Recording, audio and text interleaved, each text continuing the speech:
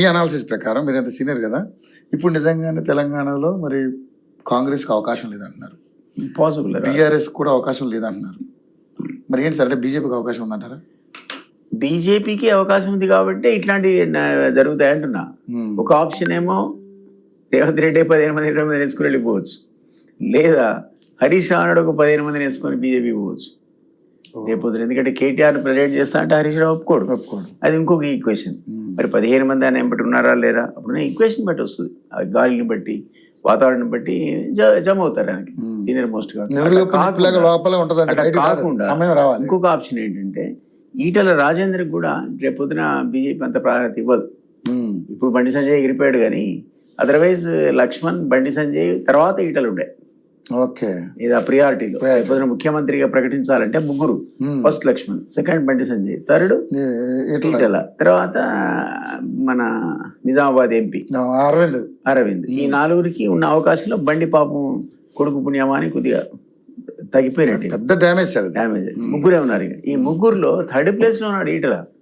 ఆయనకు అవకాశం ఇవ్వదు పార్టీ. నేను అనేది రాజకీయం అదే సార్, అదే రాజకీయం. ఆ రాజకీయం నేను ఎందుకంటే అడిగినట్టు మిమ్మల్ని, ఇప్పుడు బండిని ఆ రకంగా తప్పిస్తే వెనకాల వాళ్ళకి అవకాశం ఉంటుందా, ఎవరున్నారు అనేది కదా.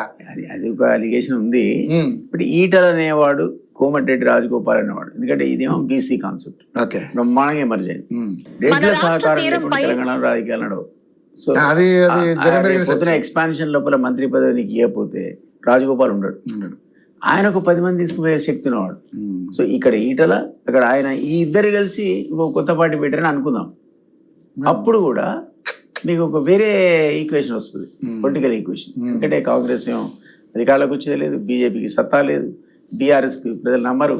సో కొత్త ఆల్టర్నేటివ్ కింద బీసీ కాన్సెప్ట్ లో సపోర్టెడ్ బై రెడ్డిస్ అంటే ఇద్దరు వాళ్ళు అడ్జస్ట్ అయితే, నువ్వు సీఎం నేను సీఎం, లేదా నువ్వు 2 ఏళ్ళు నేను 2 ఏళ్ళు అనుకుంటే ఒక కొత్త శక్తి వస్తుంటాను నేను. అది ఇంకొక ఆల్టర్నేటివ్ చెప్తున్నాను నేను.